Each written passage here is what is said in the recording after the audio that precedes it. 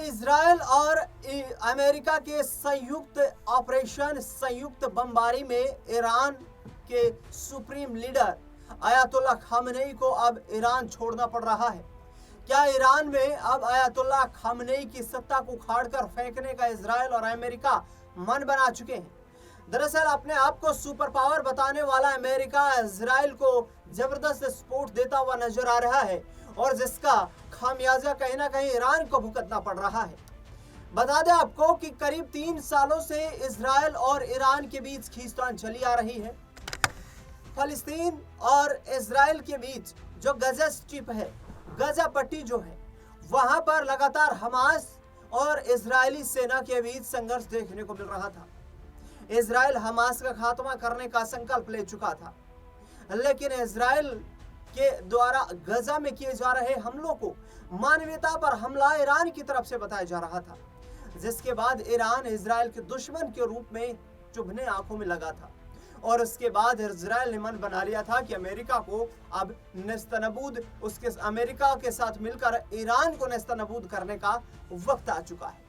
दरअसल बता दें आपको कि पिछले साल जिस तरीके से साल 2025 में ईरान ने परमाणु हथियार बनाने के लिए अपने तमाम जो मिलिट्री ऑपरेशन शुरू किए, लेकिन ये भनक आईडीएफ, मोसाद और इसके साथ साथ अमेरिका को लगी। बस्टर बॉम्बर का इस्तेमाल करके अमेरिका ने उन तमाम ईरान में स्थित परमाणु ठिकानों को तबाह कर दिया। अमेरिका, इजराइल का मानना है कि यदि ईरान ने परमाणु हथियार बना लिए तो ये दुनिया के लिए बेहद घातक और खतरनाक हो सकता है, और जिसको देखते हुए वो रात में हमले किए गए। सिर्फ 35 मिनट की कार्रवाई में जमींदोज कर दिया गया पूरा इंफ्रास्ट्रक्चर, जहां पर ईरानी सेना परमाणु परीक्षण के लिए अपना पूरा इंफ्रास्ट्रक्चर तैयार कर रही थी। दरअसल अब जो प्रतिक्रिया सामने आ रही है आईडीएफ की तरफ से, इजराइल डिफेंस फोर्सेस की तरफ से, उनका कहना है कि ईरान ने संभावना देखते हुए पहले अटैक इजराइल पर किया है। यानी कि इजराइल के जो एयरबेस हैं वहां पर पिछले कुछ दिनों से खबर लगातार ये आ रही थी कि अमेरिकी वायुसेना के कई फाइटर जेट वहां पर मौजूद हैं। इतना ही नहीं, खाड़ी देशों के भी कई देशों में अमेरिका ने अपने एयरबेस जो हैं वहां पर अपने फाइटर जेट तैनात कर रखे हैं, और आईडीएफ का यह दावा है कि ईरान ने संभावित हमले की जानकारी के आधार के ऊपर ही इजराइल पर अटैक कर दिया, जिसके बाद इजरायली सेना ने अमेरिकी सेना की सहायता लेकर और अटैक किया है ईरान के ऊपर, जिससे कि ईरान में हाहाकार मचा हुआ है। भारतीयों के लिए भी ईरान में रहना काफी मुश्किल हो रहा है और पिछले सप्ताह ही विदेश मंत्री एस जयशंकर ने भारतीयों को ईरान तुरंत छोड़ देने का आग्रह किया था। इसके साथ ही आपको बता दें कि आईडीएफ की तरफ से एक और बड़ा बयान आया है। आईडीएफ ने कहा है कि हम अपने देश, अपनी संप्रभुता को बचाने के लिए काम कर रहे हैं। हमारी सेना अपनी संप्रभुता, अपने देश को बचाने के लिए लड़ रही है और जो कार्रवाई हो रही है वो सेना सिर्फ देश हित में कर रही है। ईरान की तरफ से खाड़ी देशों में भी मिसाइल अटैक और बमबारी की गई है। इन खाड़ी देशों में ईरान के दुश्मन कहे जाने वाले सऊदी अरब, बहरीन, जॉर्डन, कतर, कुवैत पर निशाना साधा गया है। ये तमाम वो खाड़ी देश हैं जो कहीं ना कहीं अमेरिका को सपोर्ट करते हैं, अमेरिका का सपोर्ट करते हैं। उस संभावना को देखते हुए कि इन देशों के एयरबेस, जहां पर अमेरिकी फाइटर जेट और अमेरिकी वायुसेना के तमाम वहां पर एयरक्राफ्ट मौजूद होते हैं, वो ईरान पर हमला कर सकते हैं। ऐसे में तमाम उन एयरबेस ठिकानों पर ईरान की तरफ से हमला बोल दिया गया। खाड़ी देशों में, सऊदी अरब में, कुवैत में, बहरीन में, जॉर्डन में, ये तमाम वो देश हैं जो ईरान के साथ खड़े नहीं हैं। इसके साथ ही आपको बता दें कि अमेरिकी राष्ट्रपति डोनाल्ड ट्रंप ने कहा है कि हम दुश्मन को मिट्टी में मिला देंगे। यानी कि अयातुल्लाह खामेनेई का बिना नाम लिए अमेरिकी राष्ट्रपति ने कहा है कि हम अब शांत नहीं बैठने वाले हैं, क्योंकि जिस तरीके से ईरान की तरफ से हमले की शुरुआत की गई है उसका खामियाजा उन्हें भुगतना पड़ेगा।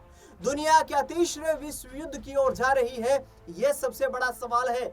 और क्या तीसरे विश्व युद्ध ने जन्म ले लिया है ईरान और इजराइल के इस जो बमबारी का जो आलम देखने को मिल रहा है इस एक्सरसाइज के बाद, क्योंकि दोनों देशों के बीच जिस तरीके से हवाई हमले हो रहे हैं, वाकई में आम लोगों का जीना दोबारा हो रहा है।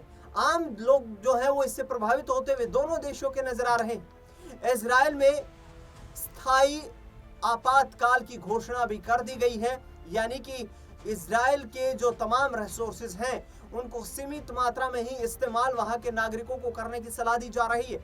क्या इजराइल यहाँ पर सीधे तौर पर यह संभावना देख रहा है कि लंबा युद्ध चल सकता है जिसमें ईरान के साथ उन्हें काफी मशक्कत करनी पड़ सकती है, लेकिन इजराइल की तरफ से जो निशाना साधा जा रहा है ईरान के एयरबेस को ध्वस्त करने में, ईरान के एयर डिफेंस सिस्टम को तबाह करने में।